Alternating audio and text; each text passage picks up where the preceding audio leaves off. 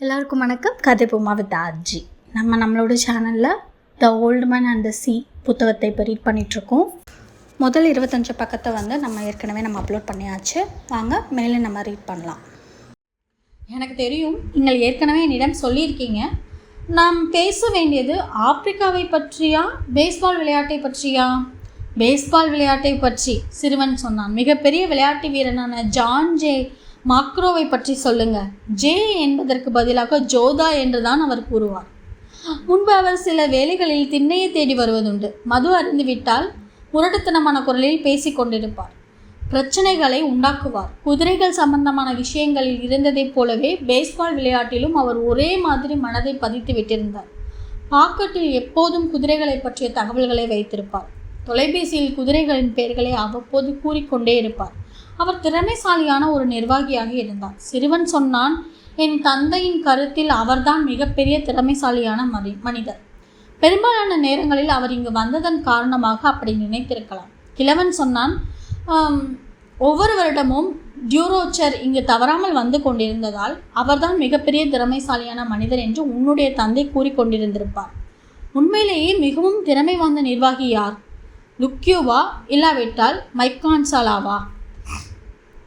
அவர்கள் சமமானவர்கள் என்று எனக்கு தோன்றுகிறது. நீங்கள் மிகச்சிறந்த மீன்பிடிப்பவர். இல்லை, அதிகமான திறமை கொண்டவர்களே எனக்கு தெரியும். கேவா, சிறுவன் சொன்னான். சிறந்த மீன்பிடிப்பவர்கள் இருக்கிறார்கள். அவர்களில் மதிப்புள்ளவர்கள் மிகச் சிலரே. அதாவது நீங்கள் ஒருவர் மட்டும்தான். நன்றி, நீ என்னை சந்தோஷமாக வைத்திருக்கிறாய். நாம் கூறியது தவறானது என்பதை காட்டுகிற எந்த ஒரு பெரிய மீனையும் சந்திக்க வேண்டிய சூழ்நிலை வராது என்று நான் நினைக்கிறேன். கூறியதைப் போல நீங்கள் மிகவும் திறமை கொண்டவராக இருக்கும் பட்சத்தில் அப்படிப்பட்ட ஒரு மீன் இருக்காது. நினைக்கும் அளவுக்கு மிகவும் சக்தி படைத்தவனாக நான் இல்லாமல் இருக்கலாம், கிழவன் சொன்னான். ஆனால் எனக்கு ஏராளமான உத்திகள் தெரியும். உறுதியான முடிவுகள் எடுக்க தெரியும். நீங்கள் இப்போது போய் படுத்தால் தான் காலையில் உற்சாகமாக இருக்க முடியும். இந்த சாமான்களை நான் திண்ணைக்கு திரும்பவும் எடுத்துக்கொண்டு செல்கிறேன். அப்படியென்றால் குட் நைட். காலையில் நான் உன்னை எழுப்புகிறேன். நீங்கள் என்னுடைய அலாரம் மணி, சிறுவன் சொன்னான். வயதுதான் என்னுடைய அலாரம் மணி, கிழவன் சொன்னான். வயதானவர்கள் ஏன் முன்பே எழுந்திருக்கிறார்கள்? நீளமான ஒரு நாளை உண்டாக்க வேண்டும் என்பதற்காகவா? எனக்கு தெரியாது, சிறுவன் சொன்னான். சிறிய குழந்தைகள் நீண்ட நேரம் மிகவும் நன்றாக தூங்குகிறார்கள் என்ற விஷயம் மட்டும்தான் எனக்கு தெரியும். அதை நான் ஞாபகத்தில் வைத்துக் கொள்கிறேன், கிழவன் சொன்னான். நான் உன்னை சரியான நேரத்திற்கு தட்டி எழுப்புவேன். எஜமானன் என்னை தட்டி எழுப்புவதை நான் விரும்பவில்லை. நான் ஒரு மோசமான பையன் என்பதுதான் அதற்கு அர்த்தம். எனக்கு தெரியும். நல்லா தூங்குங்க தாத்தா. சிறுவன் வெளியே சென்றான். மேஜை மீது விளக்கே இல்லாமல் தான் அவர்கள் உணவு அருந்தினார்கள். கிழவன் கால் சட்டையை அவிழ்த்து மாற்றி இருட்டில் தூங்குவதற்காக படுத்தான். கால் சட்டையை சுருட்டி பத்திரிகைகளை அதற்குள் வைத்து ஒரு தலையணையாக ஆக்கினான். பிறகு போர்வைக்குள் சுருண்டு படுக்கையின் ஸ்பிரிங்குகளை மூடியிருந்த அந்த பத்திரிகை தாள்களின் மீது படுத்து உறங்கினான். சிறிது நேரத்திற்குள் அவன் ஆழ்ந்த தூக்கத்தில் மூழ்கினான். தான் சிறு வயதை செலவிட்ட ஆப்பிரிக்காவை அவன் கனவு கண்டான். நீளமான பொன்னிறத்தில் இருந்த கடலின் ஓரங்கள், வெள்ளை நிறத்தில் கண்களை கூசச் செய்யும் அளவுக்கு வெண்மை நிறத்தில் காணப்பட்ட கடற்கரைகள், உயரமான பாறைகள், தவிட்டு நிறத்தில் இருந்த பெரிய மலைகள் எல்லாவற்றையும் கிழவன் கனவில் பார்த்தான். சமீப காலமாக ஒவ்வொரு இரவிலும் அவன் அந்த கரையில் தான் வாழ்ந்து கொண்டிருக்கிறான். கனவில் அவன் கடல் அலைகளின் இரைச்சல் சத்தத்தை கேட்டான். கிராமத்து படகுகள் அதை கிழித்து கொண்டு வருவதையும் பார்த்தான். தூக்கத்தில் கப்பல் தளத்தில் இருந்து மிதந்து வரும் தார், கயிறு ஆகியவற்றின் வாசனையை உணர்ந்தான். அதிகாலை பொழுதில் கரைக்காற்று கொண்டு வந்த ஆப்பிரிக்காவின் வாசனையையும் அவன் உணர்ந்தான். கரையிலிருந்து வந்த காற்றின் வாசனை வந்து மோதியவுடன் அவன் கண் விழித்து ஆடைகளை மாற்றினான். பிறகு நடந்து சென்று சிறுவனை தட்டி எழுப்புவதுதான் எப்போதும் நடக்கக்கூடிய செயல். ஆனால் இன்று இரவு கரையிலிருந்து வந்த காற்றின் வாசனை மிகவும் சீக்கிரமே வந்து சேர்ந்து விட்டது. தன் கனவில் மிகவும் முன்கூட்டியே அது வந்து சேர்ந்து விட்டது என்பதை அவன் உணர்ந்து கொண்டான். கடலில் இருந்து தீவுகளின் வெண்மையான உருவங்கள் எழுந்து வருவதை தொடர்ந்து அவன் பார்த்தான். பிறகு கானரி தீவுகளின் பலவிதப்பட்ட கப்பல் துறைகளும் விளக்குகளும் கனவில் தோன்றின. சூறாவளியையோ, பெண்களையோ, மிகப்பெரிய சம்பவங்களையோ, பெரிய மீன்களையோ, சண்டைகளையோ, போராட்டங்களையோ, மனைவியையோ அவன் கனவு காணவில்லை. ஆப்பிரிக்க கடலோரத்தில் நடந்து திரியும் சிங்கங்களை பற்றி மட்டுமே அவனுடைய கனவு இருந்தது. மாலை வேளைகளில் பூனைக்குட்டிகளைப் போல அவை விளையாடி கொண்டிருந்தன. சிறுவன் மீது பாசம் செலுத்தியதைப் போலவே அவன் சிங்கங்களின் மீதும் அன்பை வெளிப்படுத்தினான். அவன் எந்த சமயத்திலும் சிறுவனை பற்றி கனவு கண்டதில்லை. கிழவன் சாதாரணமாக கண் விழித்து திறந்து கிடந்த கதவு வழியாக நிலவை பார்த்தான். சுருட்டி வைக்கப்பட்டிருந்த கால் சட்டையை சரி செய்து அணிந்து குடிசைக்கு வெளியே வந்து சிறுநீர் கழித்து விட்டு சிறுவனை தட்டி எழுப்புவதற்காக பாதையின் வழியே நடந்தான். குளிர்காலை பொழுதின் குளிர்பட்டு கிழவன் நடுங்கிக் கொண்டிருந்தான். உடல் வெப்பமடைவதற்காகத்தான் நடுங்குகிறது என்பதும் நேரத்தை தாமதம் செய்யாமல் தான் படகை செலுத்த வேண்டும் என்பதும் அவனுக்கு தெரிந்திருந்தன. சிறுவன் வசித்து கொண்டிருந்த வீட்டின் கதவு மூடப்பட்டிருக்கவில்லை. கிழவன் கதவை திறந்து ஓசை எதுவும் உண்டாக்காமல் வெற்று பாதங்களுடன் நடந்து உள்ளே சென்றான். முதல் அறையிலேயே ஒரு கட்டிலில் சிறுவன் படுத்து உறங்கிக் கொண்டிருந்தான். மறையப்போகும் நிலவின் ஒளியில் அவனை கிழவனால் தெளிவாக பார்க்க முடிந்தது.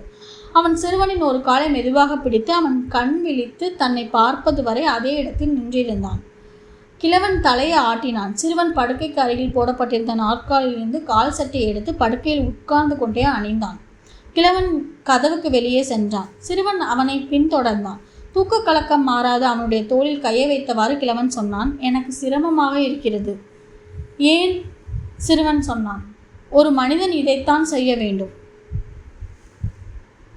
இருவரும் கிழவனின் குடிசைக்கு செல்லும் வழியில் கால் வைத்தார்கள். தெரு முழுக்க இருளில் தங்களுடைய படகுகளின் பாய் மரங்களை சுமந்து கொண்டு வெற்று பாதங்களுடன் ஏராளமான மனிதர்கள் நடந்து போய் கொண்டிருந்தார்கள். கிழவனின் குடிசையை அடைந்ததும் சிறுவன் கூடையிலிருந்து நூல் கண்டுகளையும் குத்தீட்டியையும் பெரிய தூண்டிலையும் எடுத்தான். காற்று போய்விட்டிருந்த சுருட்டி வைக்கப்பட்டிருந்த பாய்மரத்தை கிழவன் தன் தோளின் மீது வைத்தான்.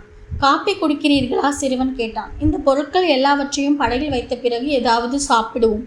மீனவர்களுக்காக மிகவும் அதிகாலையிலேயே திறக்கப்படும் ஒரு கடையிலிருந்து டின்னில் அடைக்கப்பட்ட பால் கட்டியில் தயாரிக்கப்பட்ட காப்பியை அவர்கள் பருகினார்கள். தூக்கம் சுகமாக இருந்ததா தாத்தா? சிறுவன் கேட்டான். அவன் கிழவனுடன் சேர்ந்து நடந்து கொண்டிருந்தாலும் தூக்க கலக்கம் மாறாமல் இருந்தது. சுகமாக உறங்கினேன் மனோலின், கிழவன் சொன்னான். இன்று எனக்கு முழுமையாக தன்னம்பிக்கை உண்டாகி விட்டிருக்கிறது. எனக்கும் அப்படித்தான், சிறுவன் சொன்னான். நான் இப்போது நம் இருவருக்கும் தேவையான தூண்டிலில் கோர்க்கக்கூடிய மத்திய மீன்களையும் உங்களுக்கு தேவையான புதிய இறைகளையும் கொண்டு வருகிறேன். எஜமானன் தானே பொருட்களை கொண்டு வருவார். வேறு யார் மூலமும் அதை சுமக்க செய்வதை அவர் விரும்புவதில்லை. நாம் மாறுபட்டவர்கள், கிழவன் சொன்னான். 5 வயது கடக்கும் போதே பொருட்களை சுமப்பதற்கு நான் உன்னை அனுமதித்தேன். அது எனக்கு தெரியும், சிறுவன் சொன்னான். நான் உடனடியாக திரும்பி வருகிறேன். இன்னும் ஒரு காப்பியை குடிங்க. நமக்கு இங்கே கடன் கிடைக்குமே. பவளப்புற்றுகள் சேர்ந்து உண்டாக்கிய பாறையின் வழியாக பனிக்கட்டிகள் வைக்கப்பட்டிருக்கும் கட்டிடத்தை நோக்கி அவன் வெற்று பாதங்களுடன் நடந்தான். அங்குதான் தூண்டிலில் கோர்க்கக்கூடிய இறைகள் வைக்கப்பட்டிருந்தன. கிழவன் மெதுவாக காப்பியை பருகினான். இன்று முழுவதும் இந்த காப்பியை குடித்தே நாளை கழிக்க வேண்டும் என்பதும் அதனால் அதை பருகியே ஆக வேண்டும் என்பதும் அவனுக்கு நன்றாக தெரியும். கொஞ்ச காலமாகவே உணவு சாப்பிடுவது என்பது அவனிடம் ஒரு வகையான வெறுப்பை உண்டாக்கி விட்டிருந்தது. அதனால் படகுக்கு உணவை கொண்டு செல்வதில்லை. படகின் ஒரு ஓரத்தில் ஒரு புட்டியில் நீர் வைக்கப்பட்டிருக்கும். அன்றைய பொழுது அவனுக்கு மொத்தத்தில் தேவைப்பட்டது அதுதான். மத்திகளையும் தாளில் சுற்றப்பட்டு 2 இறைகளையும் கையில் வைத்துக்கொண்டு சிறுவன் திரும்பி வந்தான். அவர்கள் படகு நின்றிருந்த இடத்தை நோக்கி நடந்தார்கள். பாதங்களுக்கு மத்தியில் மணல் துகள்கள் நசுங்கி ஓசை உண்டாக்குவதை அவர்கள் உணர்ந்தார்கள். படகை உயர்த்தி நீருக்குள் தள்ளி இறங்கினார்கள். அதிர்ஷ்டம் துணையாக இருக்கட்டும் தாத்தா, அதிர்ஷ்டம் துணையாக இருக்கட்டும், கிழவன் திரும்ப சொன்னான். துடுப்புகளை அந்தந்த இடத்தில் இருக்க செய்யக்கூடிய வளையங்களுடன் சேர்ந்து அவன் துடுப்பு கயிறுகளை கட்டினான். துடுப்புகள் நீரில் உண்டாக்கிய மோதலுக்கு எதிராக முன்னோக்கி இயங்கின. இருட்டில் துறைமுகத்திற்கு வெளியே துடுப்புகளை போட ஆரம்பித்தான். வேறு கரைகளிலிருந்து வேறு படகுகள் கடலின் உட்பகுதியை நோக்கி போய் கொண்டிருந்தன. அவற்றின் துடுப்புகள் நீருக்குள் மூழ்கும்போது உண்டாகக்கூடிய சத்தத்தையும் மோதும்போது எழும் சத்தத்தையும் கிழவன் கேட்டான். ஆனால் நிலவு மலைகளுக்கு கீழே போய்விட்டிருந்ததால் படகுகளை பார்க்க முடியவில்லை. சில நேரங்களில் படகில் யாராவது பேசக்கூடிய சத்தம் கேட்டது. எனினும் துடுப்புகளின் சத்தத்தை தவிர பெரும்பாலான படகுகளும் மிகவும் அமைதியாகவே இருந்தன. துறைமுகத்தின் நுழைவு வாயிலை விட்டு வெளியேறியதும் படகுகள் பல இடங்களில் பரவி போய் கொண்டிருந்தன. மீன்கள் கிடைக்கும் என்ற எதிர்பார்ப்பு இருக்கும் இடத்தை நோக்கி ஒவ்வொருவரும் பயணித்து கொண்டிருந்தார்கள். எங்கோ தூரத்தில் இருக்கும் கடலின் நடுப்பகுதிக்கு செல்ல வேண்டும் என்று கிழவன் இலக்கு வைத்திருந்தான். கரையின் வாசனையிலிருந்து விலகி கடலின் புத்துணர்ச்சி அளிக்கக்கூடிய புலர்காலை பொழுதின் வாசனையை நோக்கி அவன் துடுப்புகளை போட்டான்.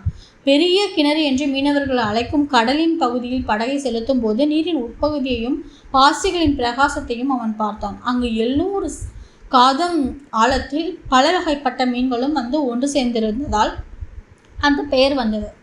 கடலின் அடிப்பகுதியில் நெடுங்குத்தாக நின்று கொண்டிருந்த சுவர்களுக்கு எதிரிலிருந்து நீரோட்டத்தின் சுழல்தான் இந்த வெளிப்பாட்டுக்கு காரணம். அங்கு செம்மீன், இரையாக கோர்த்து விடக்கூடிய மீன்கள் ஆகியவை கூட்டம் கூடியிருக்கும். சில வேளைகளில் ஆழத்தில் இருக்கும் பொந்துகளில் ஒரு வகையான இனத்தைச் சேர்ந்த ஸ்பிட்கள் கூட்டமாக நின்று கொண்டிருக்கும். இரவு நேரத்தில் நீர்ப்பரப்பின் மேற்பரப்பை நோக்கி வரும் அவற்றை இரையை தேடி வரக்கூடிய மீன்கள் உணவாக கொள்வதுண்டு. இருட்டில் கிழவனுக்கு புலர்காலை பொழுதின் வெளிச்சத்தை அனுபவித்து உணர முடிந்தது. துடுப்பை போட்டு கொண்டிருக்கும் போது பறக்கக்கூடிய மீன்கள் மேல் நோக்கி தாவும் போது கேட்கக்கூடிய நெளியும் சத்தமும், இருட்டில் பறக்கும்போது அவற்றின் உறுதியான சிறகுகள் உண்டாக்கும் ஓசையும் கேட்டன. கடலில் தன்னுடைய மிகப்பெரிய நண்பர்களான பறக்கும் மீன்களை கிழவனுக்கு மிகவும் பிடிக்கும். பறவைகளின் மீது, குறிப்பாக எந்நேரமும் பறந்து கொண்டே இரையை தேடிக்கொண்டிருக்கும் கருப்பு நிறத்தில் இருக்கும் சிறிய கடல் காகங்கள் மீது அவனுக்கு இரக்கம் உண்டு.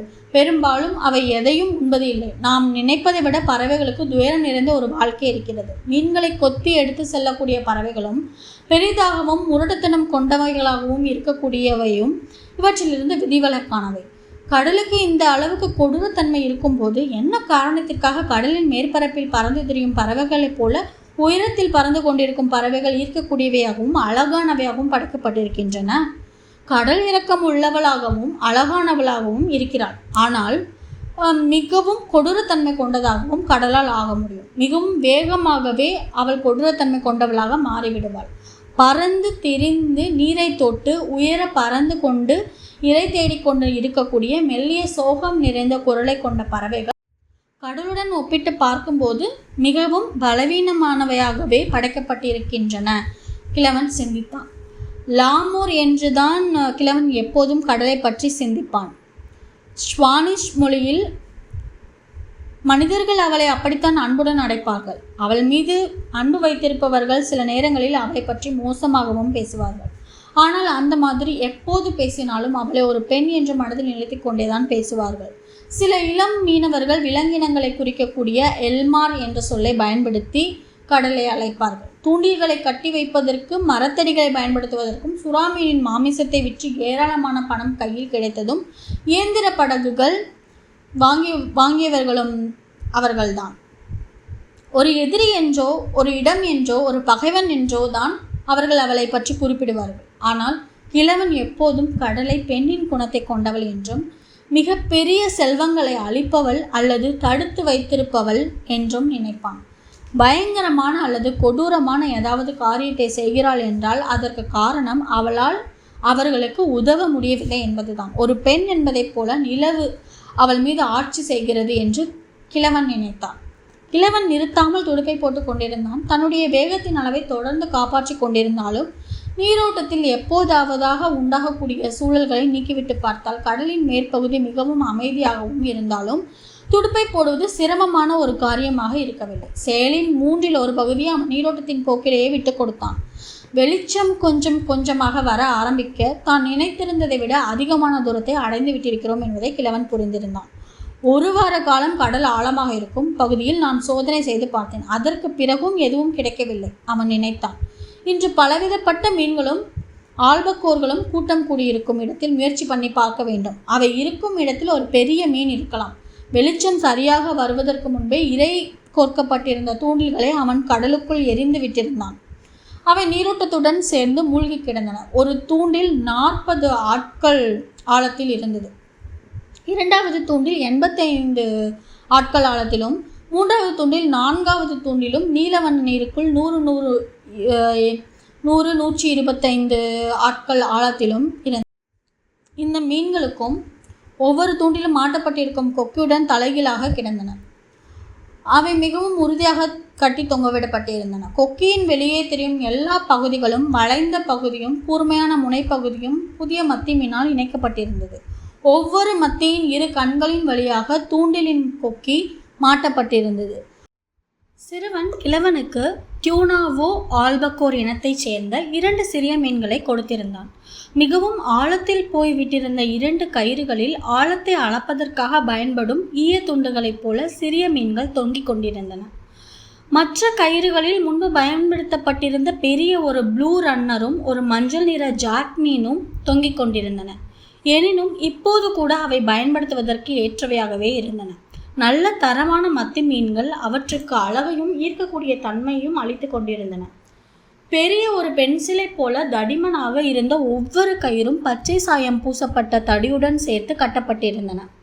அதனால் தூண்டில் இழுக்கப்பட்டாலோ தொடப்பட்டாலோ அது தடியை கீழே இறக்கி மூழ்கச் செய்யும். ஒவ்வொரு கயிறுக்கும் 240 ஆட்கள் ஆழத்தில் சுருள்கள் இருந்தன. அவற்றை மற்ற முரட்டுத்தனமான சுருள்களுடன் இணைக்க முடியும். அதனால் தேவைப்பட்டால் ஒரு மீனால் 300 ஆட்கள் ஆழம் வரை செல்ல முடியும். படகுக்கு அருகில் 3 தடிகள் நீருக்குள் மூழ்குவதையும் வெளியே உயர்ந்து வருவதையும் கிழவன் பார்த்தான். தூண்டில் கயிறுகள் சரியான முறையில் மேலே எழுந்தும் கீழே தாழ்ந்தும் இருக்கிற விதத்திலும் முறையான ஆழத்திற்கு செல்கிற மாதிரியும் கிழவன் அமைதியாக படகை செலுத்தினான். வெளிச்சம் நன்கு வந்து சேர்ந்து விட்டிருந்தது. எந்த நிமிடத்திலும் சூரியன் உதிக்கலாம். சூரியன் கடலுக்குள் இருந்து சற்று உயர்ந்தது. இப்போது மற்ற படகுகளை கிழவனால் பார்க்க முடிந்தது. நீருக்குள் சற்று தாழ்ந்து கொண்டும் கரையுடன் மிகவும் நெருங்கியும் படகுகள் நீரோட்டத்திற்கு குறுக்கில் வரிசையாக தெரிந்தன. சூரியனின் பிரகாசம் அதிகரித்து கொண்டிருந்தது. சூரியன் கடலுக்குள் இருந்து சற்று உயர்ந்தது. இப்போது மற்ற படகுகளை கிழவனால் பார்க்க முடிந்தது. நீருக்குள் சற்று தாழ்ந்து கொண்டும் கரையுடன் மிகவும் நெருங்கியும் படகுகள் நீரோட்டத்திற்கு குறுக்கில் வரிசையாக தெரிந்தன.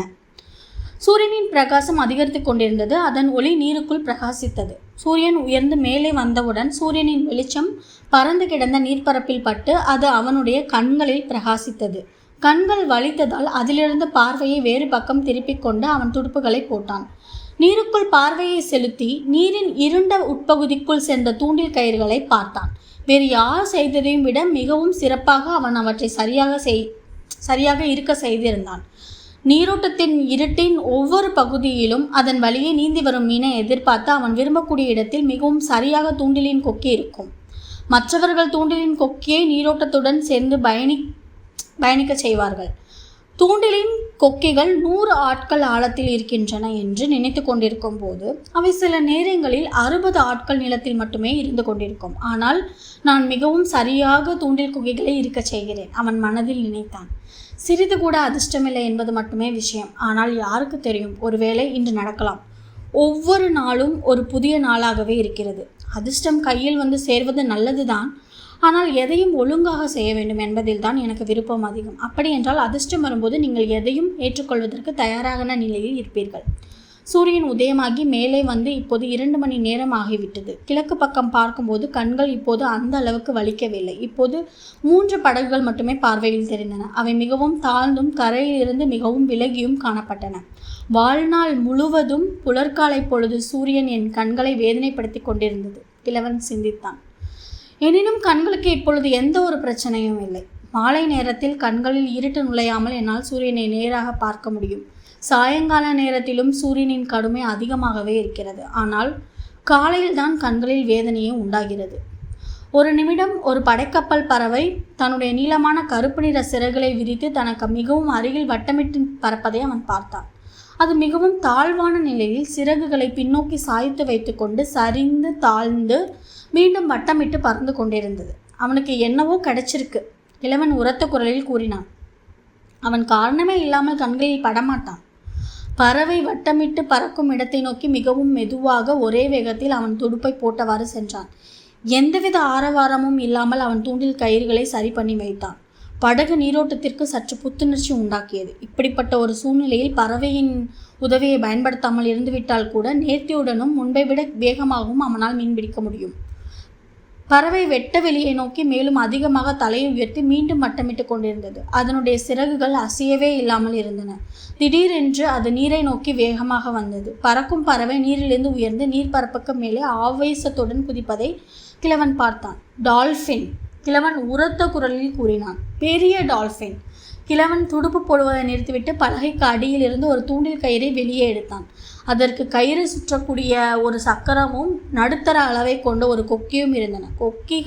கொக்கியின் மத்தி மீன்களில் ஒன்றை எடுத்து இரையாக கோர்த்தான். தொடர்ந்து அதை ஒரு பக்கமாக எரிந்து படகின் பின்பக்கத்தில் இருந்த வளையத்தில் கட்டினான். பிறகு இன்னொரு கயிறிலும் தூண்டிலை கட்டி பலகையின் நிழலில் சுருட்டி வைத்தான். இறுதியாக நீளமான சிறகுகளை கொண்ட ஒரு கருப்பு நிற பறவை நீருக்கு மேலே தாழ்வாக பறப்பதை பார்த்து கொண்டே அவன் மீண்டும் துடுப்புகளை போட ஆரம்பித்தான். கிழவன் பார்த்து கொண்டிருக்கும் போதே பறவை வேகமாக நீரை நோக்கி கீழே வந்து சிறகுகளை சாய்வாக வைத்துக்கொண்டு ஆவேசமாக சுழன்றவாறு பறக்கும் மீனை பின்தொடர்ந்து கொண்டிருந்தது. பெரிய டால்ஃபின் நீரில் உண்டாக்கிய மெல்லிய சலனத்தை கிழவனும் பார்த்தான். பறவையிடமிருந்து தப்பித்த மீனை டால்ஃபின் பின்தொடர்ந்து கொண்டிருந்தது. மீன் பறந்து போய் கொண்டிருப்பதற்கு கீழே அதே வேகத்தில் டால்ஃபின்களும் பயணித்து கொண்டிருந்தன. மீன் கீழே விழும்போது அவை நீரில் மிகவும் கீழே இருக்கும். அது டால்ஃபின்களின் மிகப்பெரிய ஒரு கூட்டம்தான். கிழவன் நினைத்தான். டால்ஃபின்கள் சுற்றி சூழ்ந்து கொண்டிருந்ததால் மீன்களுக்கு தப்பித்து செல்வதற்கு வழியில்லை. பறவைக்கு அது கிடைப்பதற்கு வாய்ப்பில்லை. பறக்கும் மீன்கள் அதனுடைய அழகில் சிக்கும் அளவை விட பெரியதாக இருந்தன. அது மட்டுமல்ல, பயணிப்பது மிகவும் வேகமாக இருந்தது. பறக்கும் மீன்கள் மீண்டும் மீண்டும் உயர்ந்து பறப்பதையும் பறவைகள் அவற்றிற்கு பின்னால் வெறுமனை பறப்பதையும் அவன் பார்த்தான். டால்ஃபின்கள் என்னிடமிருந்து விலகி சென்று விட்டனவோ அவன் சிந்தித்தான். மிகவும் வேகமாக நீண்ட தூரத்தை அவை கடந்து சென்று விடுகின்றன. ஒருவேளை கூட்டத்தை தவறிவிட்டு அலைந்து கொண்டிருக்கும் ஏதாவது ஒன்றை நான் கண்டுபிடிப்பேன். என்னுடைய பெரிய மீன் அவற்றிற்கு மத்தியில் இங்கே எங்காவது இருப்பதற்கு வாய்ப்பு இருக்கிறது. இப்போது கரைக்கு மேலே இருந்த மேகங்கள் மலைகளைப் போல உயர்ந்து காணப்பட்டன. சாம்பல் நிறம் மூடியிருந்த நீல நிற குன்றுகள் அவற்றுக்கு பின்னால் நீளமான ஒரு பச்சை கோடாக கரை மாறிவிட்டிருந்தது. நீருக்கு இப்போது அடர்த்தியான நீல நிறம் வந்து சேர்ந்து விட்டிருந்தது. ஊதா நிறத்தின் அளவுக்கு இருண்டு போய் காணப்பட்டது. நீர்ப்பரப்பை பார்க்கும்போது இருண்டு போயிருந்த நீரில் நீந்தி போய் கொண்டிருந்த பிளாஸ்டன் உயிரினத்தின் சிவப்பு பிளாஸ்டன் கோட்டையையும் சூரியன் படைத்த வினோதமான பிரகாசத்தையும் அவன் பார்த்தான். தூண்டில் கயிறுகள் நீருக்குள் இறங்கி சென்று பார்வையில் இருந்து மறைந்து விட்டிருக்கின்றனவா என்று கிழவன் பார்த்தான். பிளாங்டன் உயிரினங்களை இந்த அளவுக்கு பார்க்க முடிந்ததை நினைத்து அவன் மிகவும் சந்தோஷப்பட்டான். அங்கு மீன் இருக்கிறது என்பதே அதற்கு அர்த்தம். நீரில் சூரியன் உண்டாக்கிய வினோதமான பிரகாசம் சூரியன் மேலே உயரத்தை அடைந்திருந்தது. கரைக்கு மேலே இருந்த மேகங்களின் தோற்றங்கள் ஆகியவை நல்ல காலநிலை சூழ்நிலையை குறிப்பாக உணர்த்தக்கூடியவை. ஆனால் பறவை கிட்டத்தட்ட பார்வையிலிருந்து மறைந்து விட்டிருந்தது. நீர்ப்பரப்பில் மஞ்சள் நிறத்தை கொண்ட வெயிலில் வாடி வதங்கி போய் காணப்பட்ட சர்காசோ பாஷிகளின் சில அடையாளங்களும் படகுக்கு மிகவும் அருகில் போய்கொண்டிருந்த ஒரு விஷக்குமிழியின் ஊதா நிறத்தில் அளவெடுத்தாற்போல் இருந்த தண்டுகளும் வானவில்லின் வண்ணங்களுடன் இருந்த ஈரமான நீர்ப்பரப்பையும் தவிர வேறு எதையும் பார்க்க முடியவில்லை.